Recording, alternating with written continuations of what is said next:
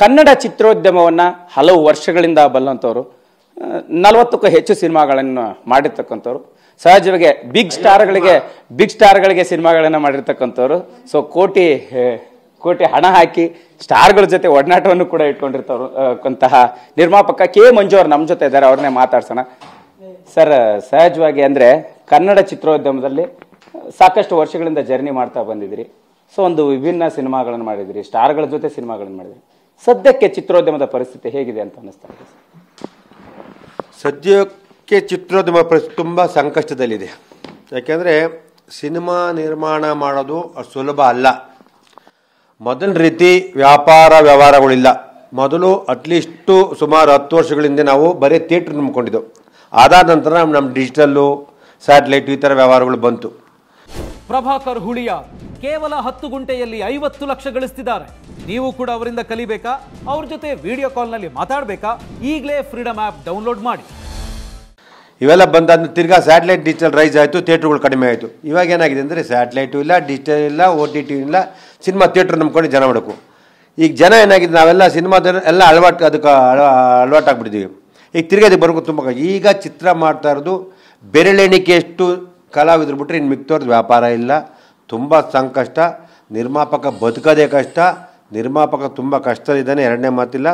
ನಿರ್ಮಾಪಕ ಉಳಿಬೇಕು ಅಂದರೆ ಚಿತ್ರರಂಗದಲ್ಲಿ ಏನಾದ್ರು ಒಂದು ಬದಲಾವಣೆ ಬರಬೇಕು, ಇಲ್ಲ ನಿರ್ಮಾಪಕ ಉಳಿಯಲ್ಲ.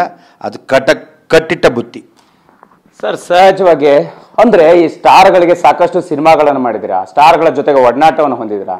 ಈ ಸ್ಟಾರ್ ಸಿನಿಮಾಗಳು ಅನ್ನುವಂಥದ್ದು ಚಿತ್ರೋದ್ಯಮಕ್ಕೆ ಎಷ್ಟು ಪ್ರಮುಖ ಪಾತ್ರ ವಹಿಸುತ್ತೆ? ಥಿಯೇಟರ್ಗಳಿಗೆ ಜನ ಬರೋಕೆ ಆ ವಿಚಾರವಾಗಿ ಆಗಿರ್ಬೋದು, ಅಂಥ ಸಂದರ್ಭಗಳನ್ನು ನೀವೆಲ್ಲ ಹೆಂಗೆ ಫೇಸ್ ಮಾಡಿದಿರಿ ನಿಮ್ಮ ದಿನಗಳಲ್ಲಿ ಅನ್ನೋಂಥದ್ದು? ಇವತ್ತು ಒಳ್ಳೊಳ್ಳೆ ಸಿನಿಮಾಗಳು ಬರ್ತಾ ಇದೆ, ಕಂಟೆಂಟ್ ಸಿನಿಮಾಗಳು ಬರ್ತಾ ಇದೆ, ಎರಡು ಬರ್ತಾ ಇಲ್ಲ ಅಂತಲ್ಲ. ಆದರೆ ಸ್ಟಾರ್ ಇಲ್ಲದೆ ಜನ ಬರ್ತಾರೆ ಅಂದರೆ ತುಂಬ ಜನ ಬರ್ತಾರೆ.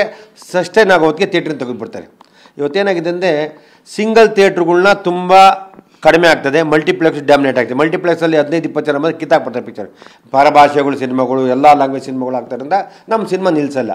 ಸ್ಟಡಿ ಆಗಬೇಕು ಅಂತ ಕಷ್ಟ ಆಗುತ್ತೆ. ಅದೇ ಸ್ಟಾರ್ ಸಿನಿಮಾ ಆದರೆ ಏಕ್ದಮ್ ಗುಂಪಾಗಿ ಬರ್ತಾರೆ, ಮಾಸಾಗಿ ಇಳಿತಾರೆ. ಚೆನ್ನಾಗಿದ್ದಾಗ ಸಿನಿಮಾ ಕಂಟಿನ್ಯೂ ಆಗುತ್ತೆ, ಇಲ್ಲಾಂದರೆ ಅವರೇಜ್ ಆಗುತ್ತೆ. ಇದಕ್ಕೆ industry, not only Karnataka, entire India ಪರಿಸ್ಥಿತಿ ಇದೇ ರೀತಿ ಇದೆ. ಸರ್, ಈಗ ಸಹಜವಾಗಿ ದರ್ಶನ್ ಅವರಿಗೆ ಲಂಕೇಶ್ ಪತ್ರಿಕೆ ಸಿನಿಮಾ ಮಾಡಿದ್ರಿ. ಸೊ ಆ ಸಂದರ್ಭದಲ್ಲಿ ನೀವು ಕೂಡ ದರ್ಶನ್ ಅವರ ಜರ್ನಿನೆಲ್ಲ ನೋಡಿದಿರಿ. ಸೊ ಈಗ ಒಂದು ಅಹಿತಕರ ಘಟನೆಗಳು ನಡೆದಿದೆ. ಸೊ ದರ್ಶನ್ ಅವರ ಲಂಕೇಶ್ ಪತ್ರಿಕೆ ಸಿನಿಮಾದ ದಿನಗಳನ್ನು ನೆನೆಸ್ಕೊಳ್ಳುವಂತಾದ್ರೆ ಹೆಂಗಿದ್ರು, ಹೆಂಗೆ ನಿಮ್ಮ ಜೊತೆ ಒಡನಾಟ ಇತ್ತು ಅನ್ನುವಂಥದ್ದು? ದರ್ಶನ್ ಜೊತೆ ನಾನೊಂದು ಸಿನಿಮಾ ಮಾಡಿದೆ, ಲಂಕೇಶ್ ಪತ್ರಿಕೆ ಅಂತ. ಅವರು ತುಂಬ ಕ್ಲೀನು, ನೀಟು, ಕಟ್ನಿಟ್ಟು. ಅವ್ರು ಹೇಳ್ಬೇಕಾರೆ, ಅಣ್ಣ ನಾನು ಸಿನಿಮಾ ಮಾಡೋಕ್ಕಾರೆ ನನಗೆ ಈ ಥರ ರೆಮೆಂಡೇಷನ್ ಇದೆ, ಈ ಥರ ಕೊಡಿ, ನಿಮ್ಗೇನು ಬೇಕು ಮಾಡಿಕೊಡ್ತೀನಿ. ಎರಡನೇ ಮಾತಿಲ್ಲ.